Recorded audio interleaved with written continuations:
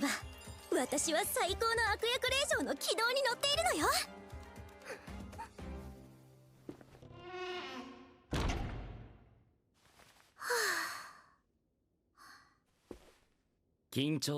Here we have episode 1 of I'll Become a Villainess Who Goes Down in History, and should you watch it? Now, let me tell you this up front. What's up? I'm Dom. I'm from the Otaku Room right here on the channel that you clicked on. Hit me with that little like. Okay, anyways, outside of that annoyingness, here's the thing. I love villainous anime. I am a sucker for this genre. Ever since, I think it was the next time I'm a villainess, I forget what it was called exactly. My next life as a villainess, I have just seen more and more product, more and more media release about that kind of villainous. Either it was a villain in an 𝐜𝐴𝐚𝐳 game, or it was just like a villainous type character that is like the stepmom. I just see these stories over and over. And when I so happen to bring up like the manga app or something, these are kinds of the stories I generally really like to enjoy as well and like to consume. So in a world where my personal journey with this kind of anime started off with my next life as a villainess, we ended up getting I'm in Love with the Villainess, which is really underrated. I definitely suggest it. It came out last year. We got Villainess Level 99, which came out earlier this year, which we covered. We got Endo and Kobayashi Live, which kind of had like a villainous story. Very unique twist. Didn't quite live up to what we thought. We got On the Villainess, So I'm Taming the Final Boss. Definitely recommend. We got that one back a couple of years ago. Last year, we got The Most Heretical Last Boss Queen, which is like a villainous type deal. I thought that one was really good. And then one that I guess kind of fits the genre in a way is Love After World Dominion, or Love After World Domination. That one is more, hero falling in love with the villain type deal.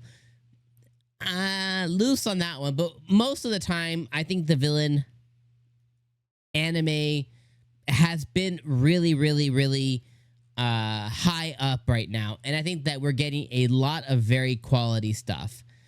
One of my favorite anime, I think it was this year? It was Dr. Elise and the Royal Lady with the Lamp. It was about a villainess turned doctor turned back into villainous, and it's just a gorgeous, gorgeous story. I definitely recommend that quite a bit.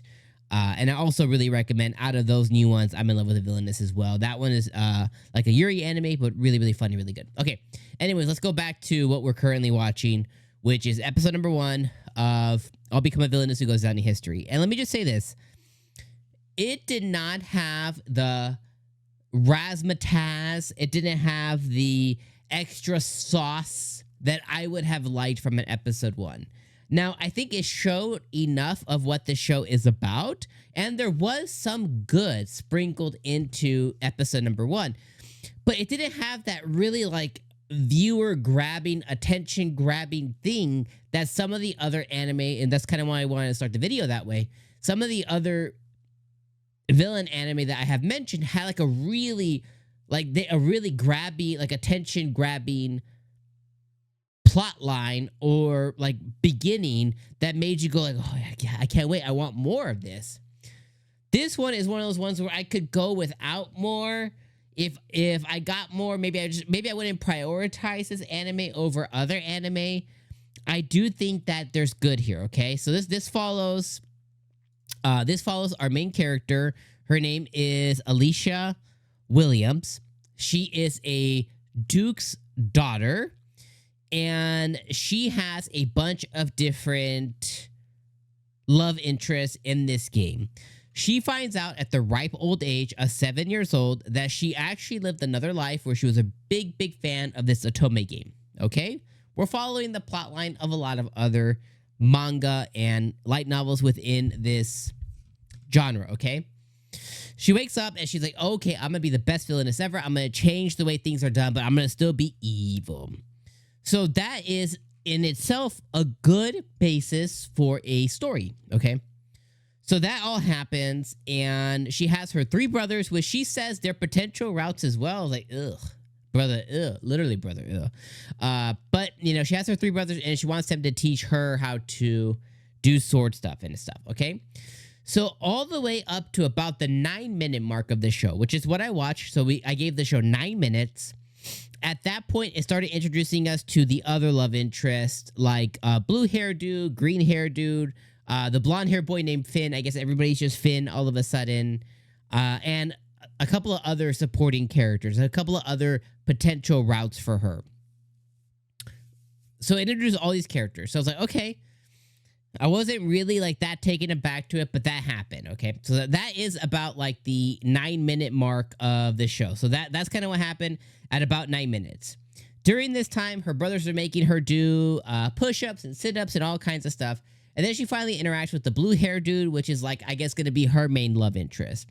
And that's kind of where I felt the episode begin to get better. He kind of took notice of her with the way that she was acting and the way that she was. And I was like, okay, I'm feeling it. I'm feeling him.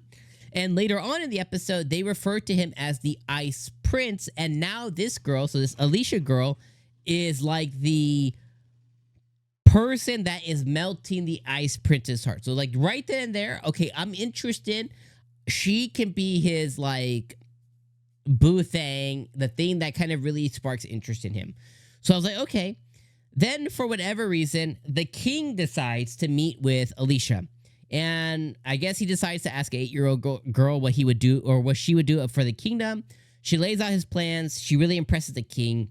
And then we go into this blue rose, gold rose business. It lost me a little bit. I was like, it's kind of a silly plot line, but I have to remember that this is a story based on the story about a game. You know, this is a story about a story that's a story based in a dating game, probably a mobile game. So it's never going to be, you know, it's going to be a mobile game, right? It's going to be an 𝐼𝐻𝐸 game. It's going to be, you know, not the best story. It's all about the lovemaking and whatnot, okay? So that makes sense to me. But the blue rose, it indicates this Ice Prince, and the gold rose indicates the protagonist of the 𝐼𝐻𝐸 game, which is this girl that she's going to be competing with.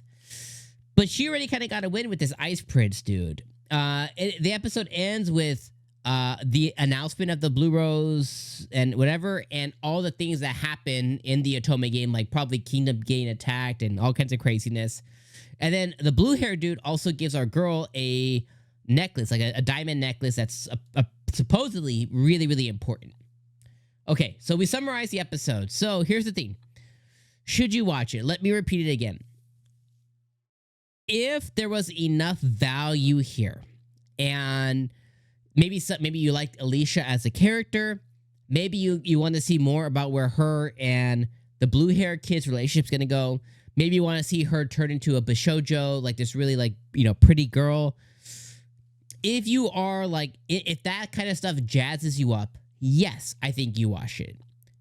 Wash your clothes. You watch it. Okay, I can speak.